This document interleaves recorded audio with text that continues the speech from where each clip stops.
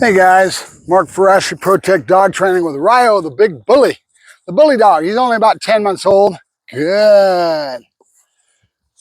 And so he's back in for another stint. He's going to go through the whole way through our Build a Dog program. We're going to end up taking him into protection in the whole 9 yards. And the owner owns him as a breeder of the bullies and got a very well-established business. He's been doing it since he's been in high school. And so we're going to build these dogs, and he's been telling me he's got friends out there that do all the full gambit with all the heavy work that you put into a dog like this to show that they can do protection and all that. And it's hard for me to understand that with this dog structure because they really are so bowed up that I'm going to always have to be worried about these guys having a good structure to carry the body weight and everything else. Rayo, sit. Good. Yes. Good boy. Good. So I'm going to develop a program for him and get a good agility course for him at home, down, and start building these guys from a young age. Probably get some slat mills, et cetera, with these guys. Good dog. If you know anything about the bullies, they're more of a designer breed. Their price point is a lot higher. They're hard to breed, so they cost more money in that regards. And then they've got beautiful colors, so you're probably playing towards the color. And then the society that's buying them, the people that aspect of the customer is usually basketball players, football players, all that kind of thing. They've got really some nice dogs in these dogs. So we're going to start building a program for him and take him towards the protection training. And again, remember what our criteria is. A dog I can take any place with me, friendly and fine. They have great temperaments. I've found out about, since I've already had him in for a month period of time, he's great temperament. And they're just a great dog with family, the kids, and they don't have a mean bone in their body.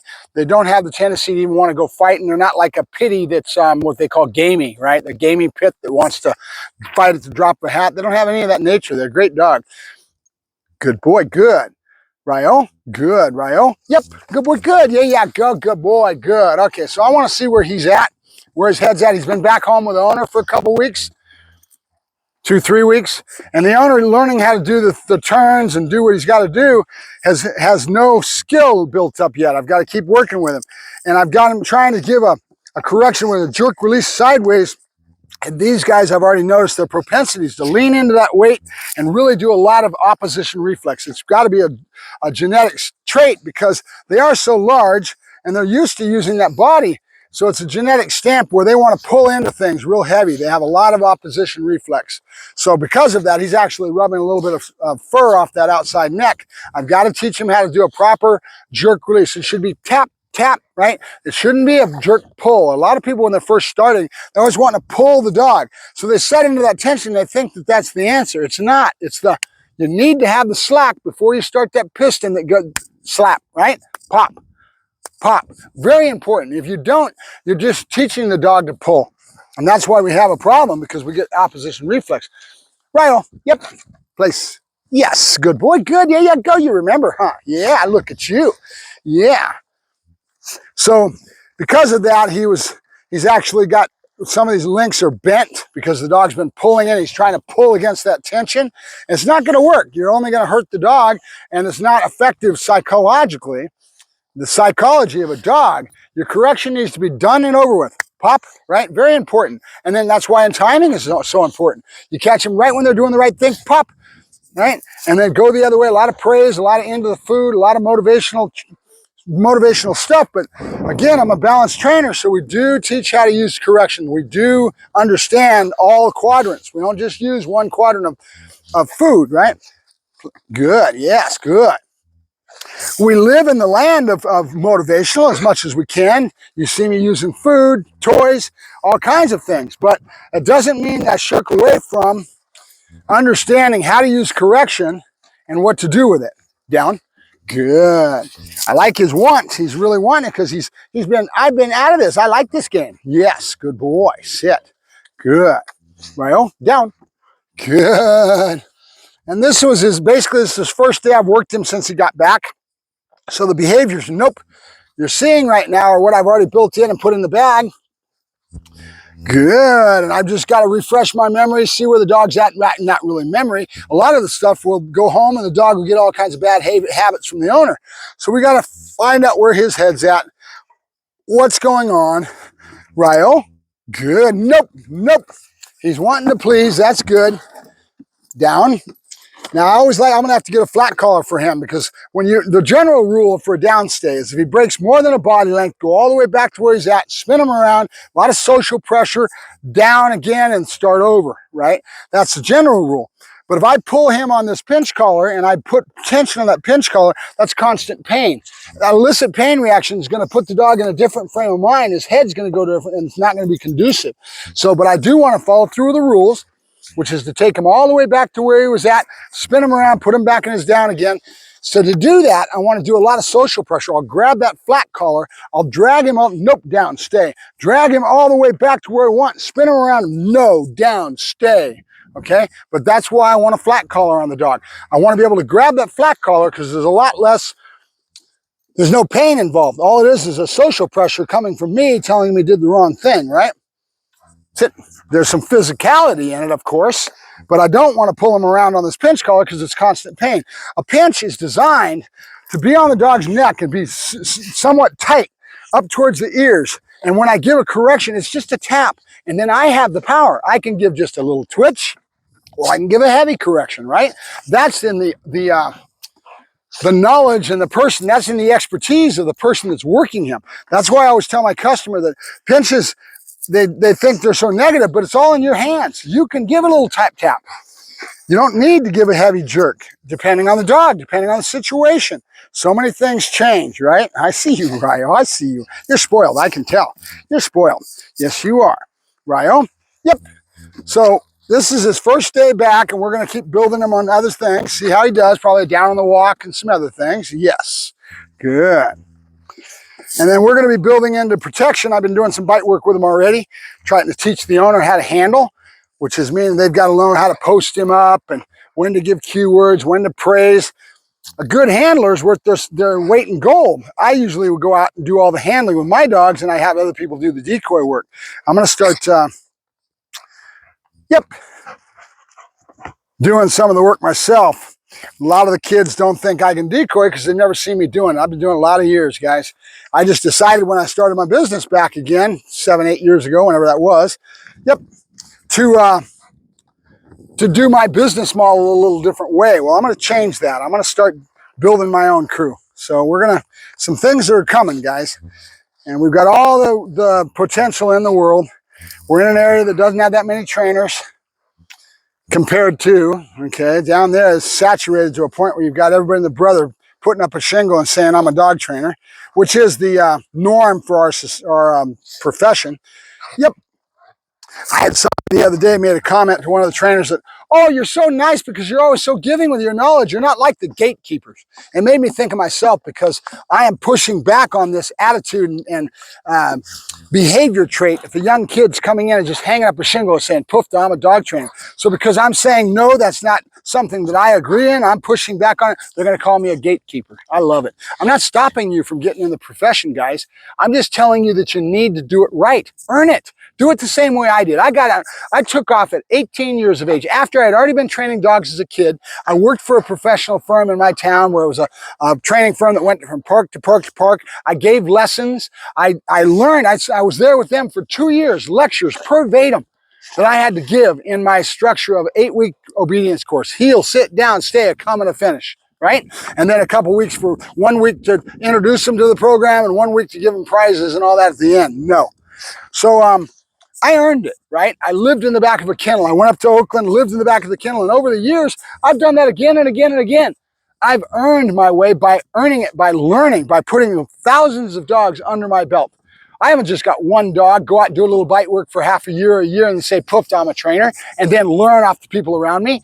And then our community says that that's all right, and they praise the kids, and they get them going, and they think that's okay. That's not okay. Because the person that's suffering is the customer. Your customer, the general public, is paying you to learn how to train dogs. That's bullshit as far as I'm concerned, right? It just irritates the hell out of me, right? And you're charging, I think the going price right now is $3,800, $4,200. I've heard some god-awful prices for a month period of time. It's ridiculous. One guy was charging $1,700 for 2 weeks.